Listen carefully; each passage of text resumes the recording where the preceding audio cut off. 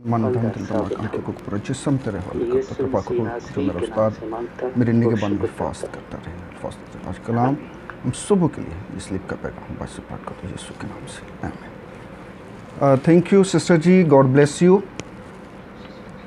मैं अपने खुदावंद का नहायत दिल की गहराइयों से शुक्रिया अदा करता हूँ जिसने आज फिर हमें यह मौका दिया कि हम सब मिलकर उसके नाम को इज़्ज़त और जलाल दे सकें।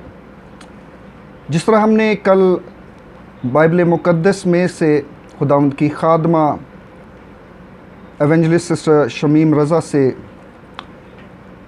पहला कलमा जो यीशु अल मसीह ने सलीब पर बोला उसकी तफसीर सीखी, आज मसीह यीशु का कलमा जो उसके मुँह मुबारक से निकला दूसरा कलमा कहलाता है। दूसरे कलमा को पढ़ने से पहले, सुनने से पहले मैं चाहूँगा कि बाइबल मुक़द्दस में से हम इस हवाला को पढ़ें।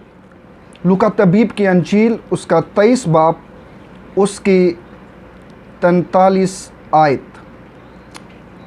कलाम हक में लिखा है, उसने उससे कहा कि मैं तुझसे सच कहता हूँ कि आज ही तू मेरे साथ फिरदौस में होगा। मेरे अज़ीज़ों, मसीह यीशु ने ये जो कलमा सलीब पर बोला, जिस तरह पहला हमने कलमा सुना वो कलमा माफ़ी का कलमा कहलाता है, और ये कलमा जो दूसरा कलमा के मुँह से निकला नजात का कलमा कहलाता है, यानी मसीह मौत। आज हम इसकी तारीख़ में अगर जाते हैं, जो कि हर साल हम गुड फ्राइडे के रोज़ इन कलमात को सुनते हैं, मैं थोड़ी सी तारीख़ में जाना चाहता हूँ कि वाकई, क्योंकि बहुत सारे ऐसे लोग अभी भी इस दुनिया में मौजूद हैं जो सबूत मांगते हैं कि क्या वाकई मसीह यीशु सलीब पर चढ़ा, क्योंकि बहुत सारे मज़ाहिब अभी भी इस बात को नहीं मानते और कहते हैं कि वो ज़िंदा आसमान पर उठाया गया। हम सब जानते हैं कि मसीह यीशु को जब सलीब दिया गया उस वक़्त रोमन्स की हुकूमत थी, और ये केस जब मसीह यीशु को पकड़वाया गया था, ये केस रोमन अदालत और यहूदियों की अदालत में भी मौजूद था, जो कि आज तक इसकी गवाही हमें मिलती है। यूनानी ज़ुबान में एक बहुत पुराना नुस्खा है जिसका नाम है कोडेक्स रेडिग्रोनियस। स्पेलिंग अगर मैं इसको बोलूं तो इसका स्पेलिंग बनते हैं CODEX, codex, REHDY, ready, generous, GENERUS।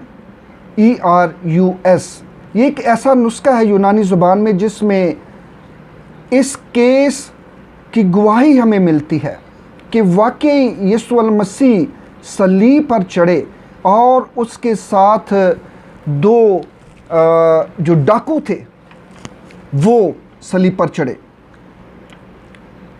और यहाँ पे अगर इस बुक को हम पढ़ते हैं तो वहाँ पे इन डाकुओं के नाम भी हमें मालूम होते हैं। एक डाकू जिसका नाम जुआतस, यानी अगर उर्दू में इसको बोला जाए तो कहा जाता है यूतास। इंग्लिश में अगर इसको बोला जाए तो स्पेलिंग इसके बनते हैं JOATHAS, जोतास।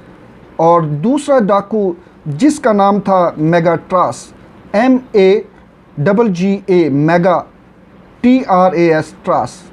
ये दो डाकू जिनके नाम भी जब यीशु अल मसीह सलीब पर चढ़ाए गए तो इन दोनों डाकुओं का नाम भी रोमी अदालत के इसमें मौजूद, इस केस में मौजूद है और इस नुस्खे में हमें मिलता है। मेरे अज़ीज़ों, ये तो था तारीख़ के आईने में इस कलमे को हमने सुना कि मसीह यीशु जब सलीब पर थे तो दो डाकू जिनका नाम हमने सुना, और अगर मैं स्पिरिचुअली इल्म इलाहियात के आईने में अगर इसको देखता हूँ, तो मेरे अज़ीज़ो यशायाह नबी के सहीफ़े उसके 53 बाब उसकी 12 आयत में लिखा है कि वो ख़ताकारों में शुमार किया गया। यानी यीशु की सलीब जो कि एक लानती मौत कहलाती है, जिसके साथ उसके दाएं और बाएं 2 डाकू सलीब पर लटकाए गए थे, वो इस पेशन गोई को की तकमील है कि वो ख़ताकारों में शुमार हुआ, लानती बना। और हम सब जानते हैं कि कलाम हक में लिखा है कि बग़ैर खून बहाए मुआफ़ी नहीं, खून के बग़ैर मुआफ़ी नहीं मिल सकती। अगर इन 2 डाकुओं की गुफ्तगू देखें तो एक कहता है कि अगर तू मसीह है तो तू अपने आप को भी बचा और हमें भी बचा। और दूसरा कहता है, उसे झिड़कता और कहता है कि हम तो अपने किए की सज़ा को भुगत रहे हैं, हम तो अपने किए की सज़ा को पा रहे हैं, लेकिन मसीह यीशु जो बेगुनाह है, तू ऐसे उसको क्यों कह रहा है?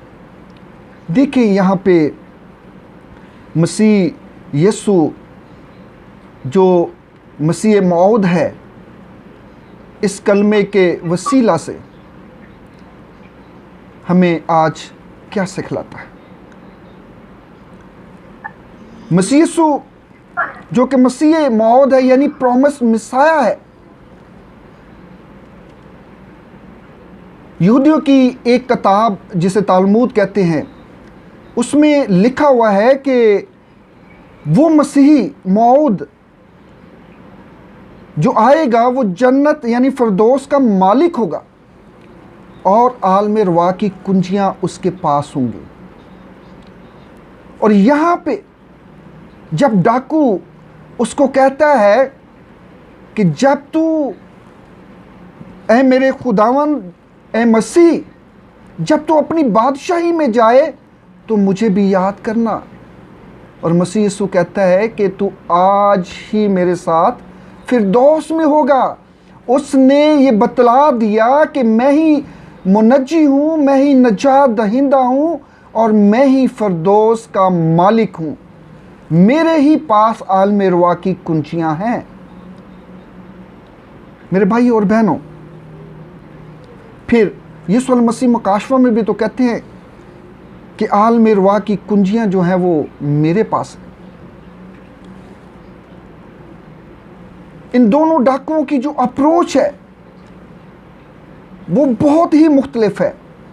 एक डाकू अपनी दुनियावी ज़िंदगी को बचाने के लिए तंज़िया कहता है कि अगर तू मसीह है, यानी ईमान के साथ नहीं कहता, बल्कि तंज़िया कहता है कि अगर तू मसीह है तो फिर अपने आप को भी बचा, क्योंकि जो मसीह मौद है उसमें तो कुदरत है, वो तो हशमत वाला है, वो अपने आप को बचाने की सलाहियत रखता है, उसमें ये ताकत और कुव्वत है।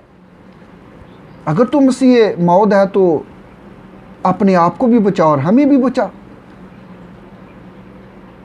लेकिन जो दूसरा डाकू है उसकी अप्रोच देखें कि वो अपनी गुनाहों का इकरार कर रहा है कि हम तो अपने किए की सज़ा को भुगत रहे हैं, हम तो इस सलीब पर अपने गुनाहों की सज़ा पा रहे हैं। तो कहता है कि ऐ बाप, जब तू अपनी बादशाही में जाए तो मुझे भी याद करना। देखिए, जो मेन पॉइंट है यहाँ पे वो ये है कि दोनों डाकू ही जिंदगी पाना चाहते हैं, लेकिन एक जो दुनियावी जिंदगी को पाना चाहता है और एक रूहानी जिंदगी को पाना चाहता है, हमेशा की जिंदगी को पाना चाहता है। एक दुनियावी फिक्रों में लगा हुआ है और एक रूहानी फिक्रों में लगा हुआ है। मेरे सीसो, मसीह यीशु आज सलीब पर अपने उस बेटे को मुखातब होकर कहते हैं कि तू आज ही मेरे साथ फिरदौस में होगा। बागी अदन में जब आदम से गुनाह हुआ, आदम जो एक ईमानदार शख्स था, खुदा के साथ रफाकत किया रखता था, खुदा के साथ बातें किया करता था, लेकिन वो गुनाह के सबब से खुदा से डरा, छुपा। और फिर जब खुदा ने उसको आवाज़ दी तो उसने कहा, ए आदम तू कहाँ है? गुनाह की सबब के वसीला से वो डर गया, छुप गया। और हम सब जानते हैं कि गुनाह के वसीला से मौत है, गुनाह के वसीला से डर है, खौफ है, लेकिन सच्चाई के वसीला से आज़ादी मिलती है। और सच्चाई क्या है? खुदा का जिंदा कलाम, खुदा के मुंह से निकली हुई बातें। जो उसकी बातों पर ईमान ले आता है, जो उसकी सच्चाई को कबूल कर लेता है, वो आज़ाद हो जाता है। आज ये आदम जब बागी अदन से निकाला गया तो हम गुनाहगारों के वास्ते, एक ईमानदार जो था वो गुनाह के वसीला से, हम गुनाहगारों की नुमाइंदगी करता है। एक गुनाह के वसीला से वो बागी अदन से निकाला गया। बागी अदन जो अगर पैदाइश के किताब में पढ़ें तो वहाँ पे ये लफ्ज़ मिलता है, एडोन्स। और जो नियादनामा है फिरदौस, जिसमें ये लफ्ज़ इस्तेमाल किया गया है, पैरादीसो, यूनानी में लिखा है पैरादीसो। इस पैरादीसो की जो रूट है वो एडोन से है, यानी बागी अदन से है। और आज की जो बागी अदन है वो फिरदौस है, और जो कल का, जो माजी का बागी अदन था, एडोन था, वो बागी अदन है, जहाँ से आदम को निकाला।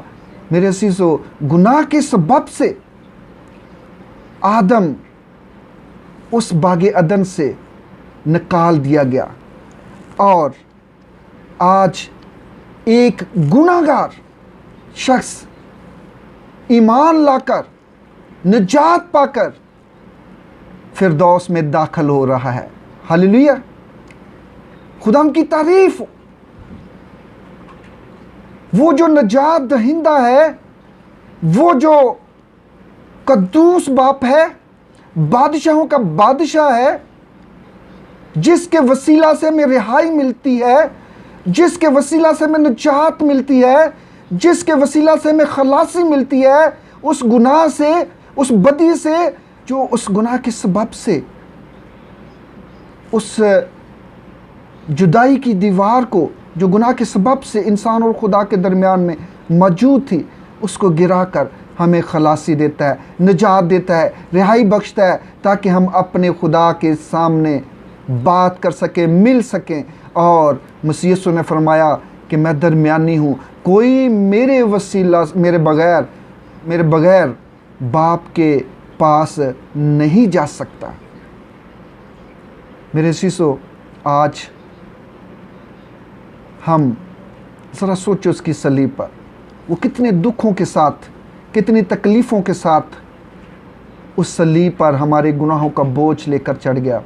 और हम सबको, बनी नौ इंसान की खलासी के लिए, निजात के लिए, वो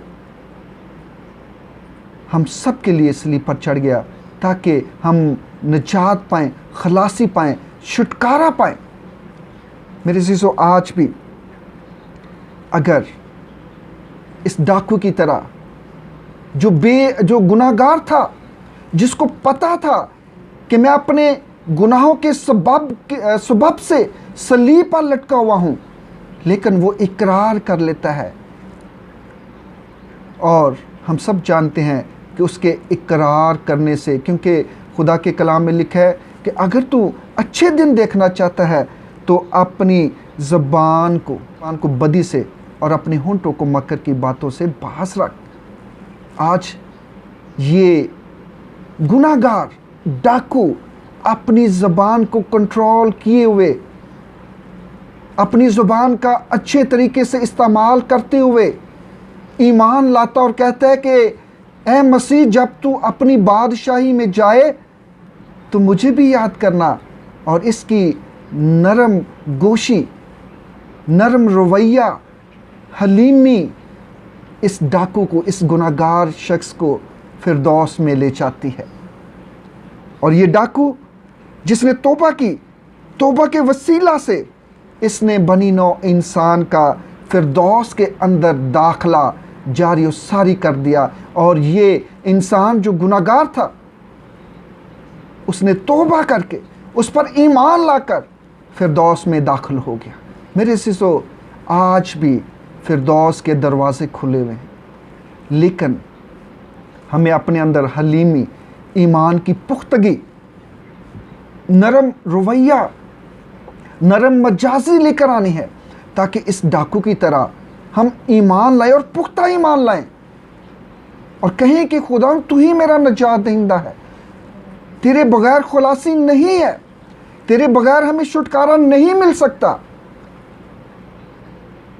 मेरे सीसो, काश कि हम वक्त को गनीमत जानते हुए हम हर साल इस कलमे को सुनते हैं कि उसके दाएं और बाएं दो डाकू सलीब पर चढ़ाए गए, और फिर देखें कितनी अजीब और खुशी की बात कि दो डाकू जो दाएं और बाएं उसकी सलीब पर लटकाए गए थे, एक जो तंजिया कहते हैं कि अगर तू मसीही है तो मुझे भी और अपने आप को भी बचा, और दूसरा अपने नरम रवैये की वजह से, नरम मजाजी की वजह से, पॉजिटिव अप्रोच की वजह से वो फिरदौस में दाखिल हो जाता है। और फिर इन दोनों डाकुओं में से खुदावंद यीशु मसीह उस डाकू के साथ मुखातब होते हैं जिसकी अप्रोच पॉजिटिव थी, जो अपने गुनाहों का इकरार करके उस पर ईमान ले आया था। मेरे अज़ीज़ों, आज भी खुदावंद उनसे बात करने के लिए तैयार है।